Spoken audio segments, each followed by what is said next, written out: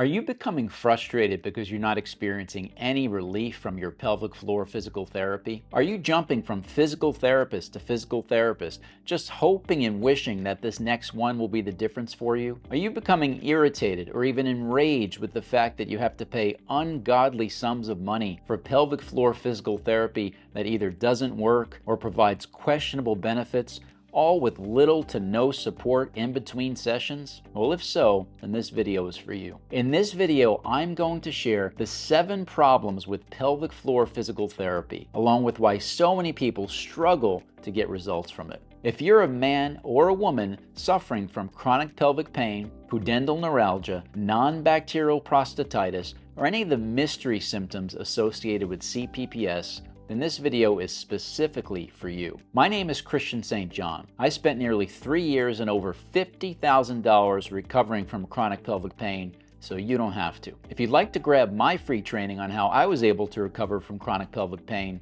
be sure to go ahead and do that below. The problems with the pelvic floor physical therapy model that I'm about to share with you are the exact problems that I faced along my recovery process. The sooner you can understand and accept these problems, the sooner you'll be able to make adjustments in your own recovery journey. And if you stick with me until the end of this video, I'm going to share with you exactly what you can do to solve these problems, saving you a lot of time, money, and heartache in the process. So let's dive in. I knew that I just couldn't give up on it. Completely healed, completely changed, totally transformed, back at the gym, lifting weights, working out. Most importantly, I'm just living a normal life. You have to believe you can heal. Now, I want to make something clear. This is not about attacking all physical therapists.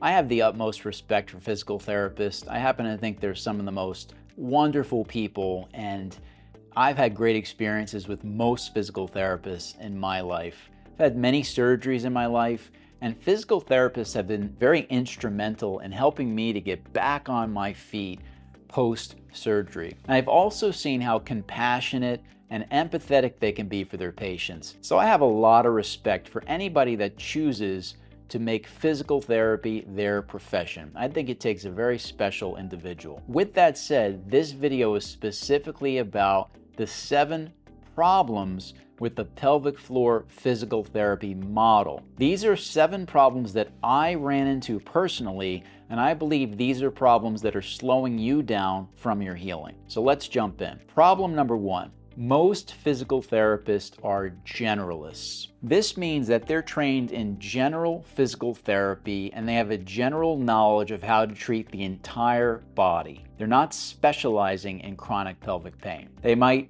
treat elbows and ankles and knees and hips and backs. And while they're qualified because they're licensed physical therapists, what this means is that their attention is often scattered, it's often diverted, and they're often not as sharp when it comes to addressing disorders of the pelvic floor. I remember an experience that I had at a very well-known physical therapy clinic on the East Coast here in the United States. I'm not going to name their name, but they're well sought out, they're heavily recommended, and they are well promoted. And it's supposedly a top clinic. And I went for physical therapy sessions at this facility. And during one of my sessions, the therapist was actually flipping through a manual on how to treat chronic pelvic pain. And that's just something I'll never forget. Now, again, it's nothing against her personally. I happened to actually really like her. I thought she was a great person, and I felt like she wanted to help me, and I felt like she was genuine. But just imagine what it felt like for me to be sitting there paying top dollar to essentially have somebody learning on the job while I'm paying for her to learn. It was very frustrating and very discouraging. And the reason for this is that she was not a specialist in chronic pelvic pain. She was just a generalist. After she was done with me, the next patient might be a hip, the next patient might be an ankle, the next patient might be a shoulder, and on and on and on. So I wasn't getting that special care, but I was still paying top dollar for those sessions. So you have to understand that chronic pelvic pain syndrome is a very complex situation. And most physical therapists that are generalists are just trained in musculoskeletal disorders, and they're really not trained trained in the complexities and the nuances of chronic pelvic pain, which oftentimes include many more aspects than just the muscles that are hurting you. There could be emotional aspects of chronic pelvic pain that most generalists will never get into. There could be stress-related triggers of chronic pelvic pain that oftentimes general physical therapists won't even address. There could be psychological factors or social factors that trigger your chronic pelvic pain as well. So treating your chronic pelvic pain as a generalist and just focusing on the muscles or your posture is not going to be the solution for you. Problem number 2, even if you're lucky enough to find a specialist or a pelvic floor therapist that specializes in chronic pelvic pain, most of these specialists are still relying on outdated information, and they're using one-size-fits-all approaches. As an example, many people that struggle with chronic pelvic pain, myself included, suffer from having what's known as a hypertonic pelvic floor. So when I was suffering with pelvic pain, I had a lot of spasms of my pelvic floor, and these spasms would happen involuntarily, and I didn't know how to stop them. And essentially my pelvic floor was tight. It was hypertonic, it was tense all the time, and that would create pressure on the nerves and create pain, similar to pudendal neuralgia, pain with sitting, pain with sex, pain after sex, etc., etc. So if you have a hypertonic pelvic floor and you go to see a specialist, oftentimes these specialists are advising you to do Kegels. Well, what do Kegels do? Kegels are essentially an exercise that tries to strengthen the muscles of the pelvic floor by tightening them. So if you already have a tight pelvic floor or hypertonic pelvic floor, being advised by the pelvic floor specialist that you should be doing Kegels is terrible advice. And oftentimes what happens is people will listen to the physical therapist, do the Kegels, and they'll have a flare-up. And now the pain level's through the roof, and it causes more pain, more anxiety, and that pain cycle continues and becomes worse. So an issue with going to specialists that are using outdated advice or they're using kind of a one-size-fits-all approach is that oftentimes they can create more stress in your life. The whole reason why we want to go to physical therapists is to relieve stress. And in this case, if you have a hypertonic pelvic floor like I did, the best thing that you should do is find ways to lengthen, loosen, and relax the muscle of the pelvic floor. But unfortunately, so many people are receiving advice to the contrary because those specialists are relying on outdated information and they're relying on one-size-fits-all approaches. And sometimes just the environment of the physical therapist clinic is not conducive to relieving stress. I mean, one of the physical therapy centers that I went to was in a terrible environment, a loud environment, with all sorts of inappropriate things going on. Sometimes it might be an environment that's attached to a hospital, or if you have physical therapy that's connected to your insurance. I've heard of stories where people go and they're basically put on a cold table, it's freezing, they're in a gown, whatever it is, and it's just causing you to tense up. It's not relaxed at all. So oftentimes, many of the issues with these pelvic floor physical therapists, even if they're specialists, is they're kind of acting similarly to MDs, where they're just treating symptoms. They're not helping you to get to the root cause of your chronic pelvic pain syndrome. They're just helping you temporarily to treat symptoms, but it's not getting you that long-term permanent relief. Problem number 3, if you're constantly jumping from pelvic floor physical therapist to pelvic floor physical therapist, just like I was, essentially what you're doing is you're giving up your power. You're putting your power into someone else, expecting them to heal you and expecting them to save you. I remember when I was suffering with chronic pelvic pain, I would go to a physical therapist, we would do a bunch of sessions, I would get really excited and hopeful. The pain wouldn't go away. In some cases, it would become even worse. I would become frustrated, and then I would enter that valley of despair. And what would I do next? I would begin searching for the new physical therapist. Then I would come out of that valley a little bit. I would gain hope because this new physical therapist had a new philosophy, and then the pain would continue or get worse, and then I would fall into that valley of despair again. And on and on and on, that emotional roller coaster. Every time that you do this, every time that you continue searching for a new physical therapist, thinking that they're the answer to your chronic pelvic pain, you're giving up your power. And this is the problem with the traditional physical therapy model, especially when it comes to chronic pelvic pain. It makes you dependent on a physical therapist to fix you. One of the secrets to getting out from chronic pelvic pain is realizing and accepting that no one's coming to save you and that you have to take full responsibility for your healing. And as people continue to go from physical therapist to physical therapist and their pain becomes worse, they begin to feel helpless because they feel like there's no way out and there's no one that can help them, but it continues to foster this experience of searching, constantly searching on the outside for a physical therapist to help. You see, in reality, true healing from chronic pelvic pain comes from within. It happens outside of the physical therapy clinic, and it happens within you. No therapist is going to heal you. You have to do this on your own. And it begins with truly gaining an understanding of your body and what's going on, truly understanding your emotions and your mind and the psychology behind chronic pelvic pain, and then working to learn the self-healing techniques to ultimately free yourself from chronic pelvic pain. Problem number 4.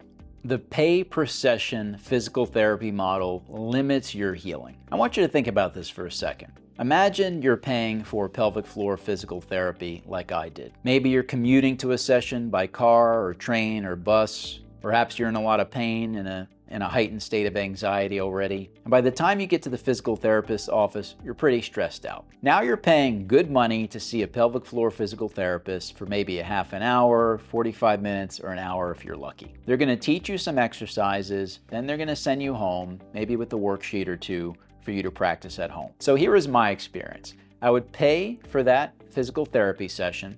In the session, I'm trying to learn what they're sharing with me, and I'm trying to learn these exercises, and then I'm sent home to do it on my own. Now, over the coming days and the next week, perhaps before I see the physical therapist again, I'm left with questions. Questions like, how am I actually supposed to do this routine? Am I performing this exercise the right way? What did she say again? What was it that he told me again?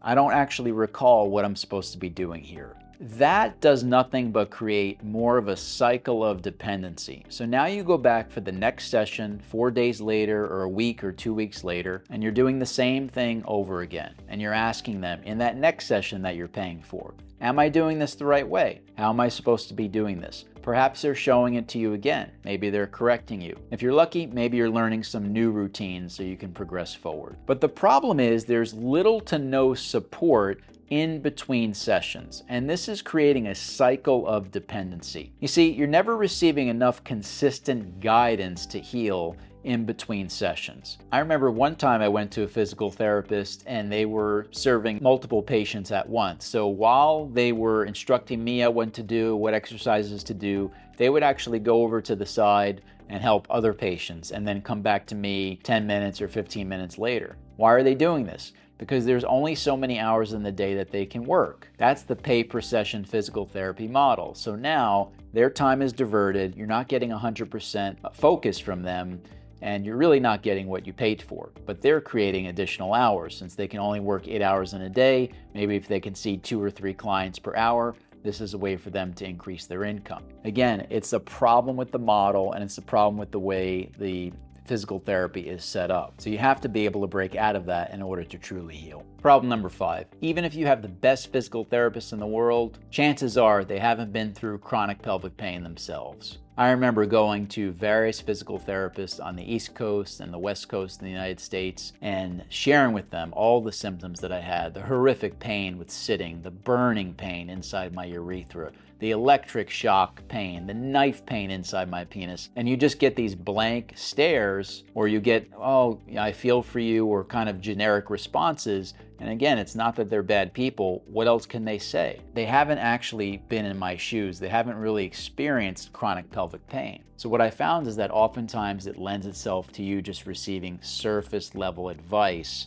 from the physical therapist. Sometimes they lack empathy, and they lack that real-world understanding of what's going on. They're never really addressing your fears, your frustrations, or the emotional side of chronic pelvic pain that makes this condition so horrific. Problem number 6. Physical therapists rarely take a holistic approach to chronic pelvic pain. Recall that they're trained simply in a physical manner. So they're addressing your chronic pelvic pain the same way they would address your injury if you had a sprained ankle or a bad shoulder or a bad elbow, purely physically. It's very rare that you'll find a physical therapist that understands and knows how to approach chronic pelvic pain in a neurological way, looking at your nervous system, looking at it from a psychological perspective, looking at the brain's role in contributing to your chronic pelvic pain. These aspects are so crucial when it comes to recovering chronic pelvic pain, and you're not going to find them with physical therapists. Problem number 7 with pelvic floor physical therapy: it provides zero accountability. I want you to imagine you're paying out of pocket good money to go see your pelvic floor physical therapist. And maybe you show up for a half an hour session, or if you're lucky, an hour session, and this pelvic floor physical therapist provides you with a set of routines to work on while you're with her, and then she sends you home for the next week to work on those routines. And I want you to imagine for that week, instead of working on those routines, you just allow life to get in the way, work gets in the way, you have family obligations, maybe you catch a cold, you don't feel so well, and before you know it, that entire week goes by. But what do you know? It's the next week, and that next session is already scheduled for you to see your physical therapist and for you to pay again for that next hour. So imagine you show up and you see her and you say, you know what? Everything you provided to me, it all sounds great, but I didn't do any of it last week, and frankly, I even forgot how to do it. I'm gonna need you to show me how to do that again, and I'm gonna have to pay you again for your time while you're showing me because I forgot. What do you think the physical therapist is gonna do in this scenario? Well, I'll tell you what they should do. What they should do is they should send you home immediately, and they should say, go perform these routines over the next week, and you're not going to book that next session with me until you do. Because now we understand that you're serious and you're committed to your healing. But do you think they're going to do that? Of course not. They can't do that. Why? You've already scheduled the time. You're on a pay per service model. You're on a pay per hour model. They have bills to pay. They have rent to pay. This is how the pelvic floor physical therapy model is set up. And this is why it is not the best model for your healing, because it provides zero accountability. Remember, to heal from chronic pelvic pain, it's about what you do outside of the physical therapy's office, not what you do inside their office. You need to be held accountable. And who's doing that? They have no incentive to hold you accountable.